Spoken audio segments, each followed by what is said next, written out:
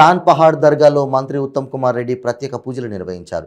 MP ఎలక్షన్స్లో తెలంగాణ రాష్ట్రంలో BJP Congress party మధ్య పోటీ ఉంటుందని, బీఆర్ఎస్ పార్టీకి స్థానం లేదని అన్నారు.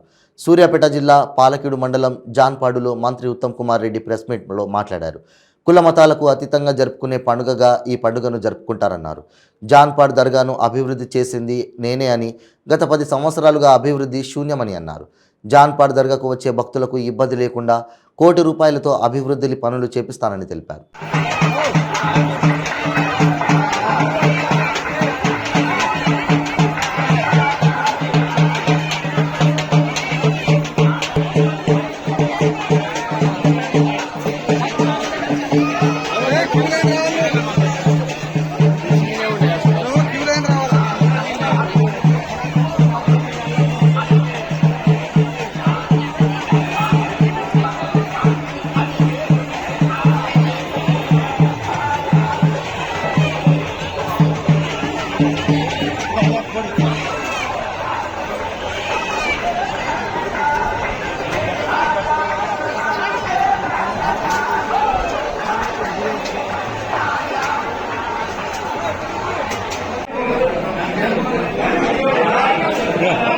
हेलो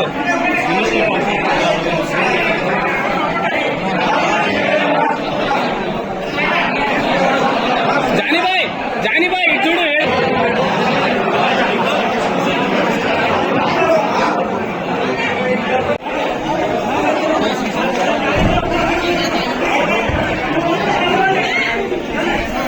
पास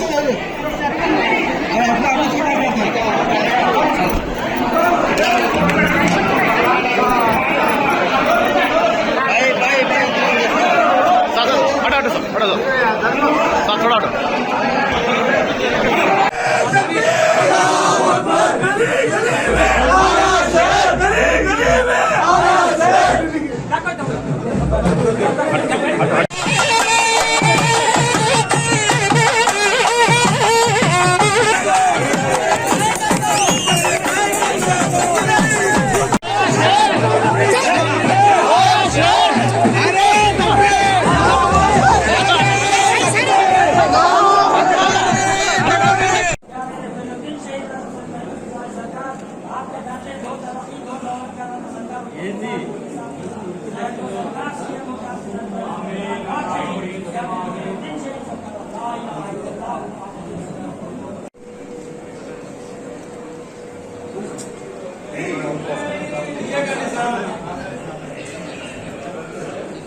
వారికి మట్టంపల్లి నుంచి 20 కోట్ల రూపాయలతో డబుల్ రోడ్ వేయించింది కూడా మీ ఉత్తమనే.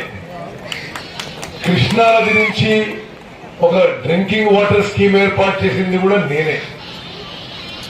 సరే, మా ఆలోచన కొద్దీ, మా శక్తి కొద్దీ ఎప్పటికప్పుడు ఈ జాన్పాడ్ దర్గా అభివృద్ధికి చాలా పనులు చేసినాం. కానీ గత 10 ఏళ్లుగా ఆర్భాటం ప్రచారం తప్పితే గ్రౌండ్ లో ₹1 పని కూడా జరగని విషయం కూడా ఇది వాస్తవం, ఇది అక్షర సత్యం. నేను ఈరోజు ఇక్కడ వచ్చే లక్షలాది భక్తులకి వారి సౌకర్యాలు పెంచే విధంగా, వేదికపై ఉన్న పెద్దలందరూ, గ్రామస్తులందరూ కోరుకునే విధంగా జాన్పాడ్ దర్గాకు వచ్చే భక్తులకి అకామిడేషన్ విషయం కానీ, మంచినీళ్లు కానీ, రహదారులు కానీ, వాళ్ళకి ఎటువంటి సౌకర్యం, లేడీస్ కి ఇంకా బెటర్ టాయిలెట్స్, బెటర్ ఫెసిలిటీస్ కానీ అన్నిటి కలిపి మీరు ప్రపోజల్స్ తయారు చేయండి. ఒకేసారి చేయలేనేమో కానీ ప్రజలు మీకు బాయ్ బాయ్ చెప్పి వచ్చేది లేదు, అయిపోయింది. మరి మీ పనితీరు ఇట్లుంది. ప్రజలు కూడా చాలా స్పష్టంగా అసలు ఈ విధంగా తెలంగాణ రాష్ట్రాన్ని ఈ 10 ఏళ్ల పరిపాలనలో నాశనం చేసినని నిజంగా అంకెలతో ఇప్పుడు బయటకు వస్తున్న విషయం కూడా మనం చేస్తూ, మరి జాన్పాడ్ సైదన్న సాక్షిగా వచ్చే 2 ఏళ్లలో ఇక్కడ భక్తులకి ₹1 కోటితో వసతులు కల్పిస్తానని, అదేవిధంగా లిఫ్ట్ విషయం కానీ మరొకటి కానీ మరి అన్ని కూడా టేకప్ చేస్తానని చెప్పి, గతంలో ఉన్న లిఫ్ట్లు కూడా అన్ని మరి నేను ఎమ్మెల్యే దిగిపోయినాక లిఫ్ట్లు కూడా తర్వాత వచ్చిన ఎమ్మెల్యే పట్టించుకోలేదు, పని చేయడం మానేసినాయి, లేకపోతే తక్కువ సామర్థ్యం అయిపోయింది. గతంలో ఉన్న లిఫ్ట్లు అన్నీ కూడా గతంలో ఉన్న అన్ని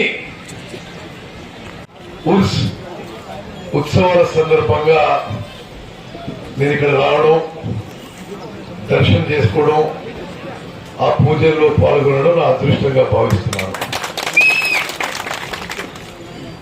జాన్పాట్ దర్గాకి రాష్ట్రంలోనే ఒక ప్రత్యేక స్థానం ఉంది. మతానికి అతీతంగా లక్షలాది సంఖ్యలో ముస్లింలు, హిందువులు వచ్చి పూజ చేసి వాళ్ళ మనసులో ఉన్న బాధ, వాళ్ళ ఆకాంక్ష, వాళ్ళు కోరుకునేది ఈ సైదన్న దర్గాలో చెప్పుకుంటే వాళ్ళ కోరికలు తీరుతాయనే ఒక నమ్మకంతో లక్షలాది మంది రాష్ట్ర వ్యాప్తంగా, ఆంధ్రప్రదేశ్ రాష్ట్రం నుంచి కూడా ఈ దర్గాకి దర్శనానికి వస్తారు. మరి సుబ్బారావు గారు ఈ గ్రామ నివాసం ఉండి ఈ దర్గా దగ్గర పట్ల చాలా ఇళ్ళు పనిచేస్తే చాలా విషయాలు చెప్పాడు.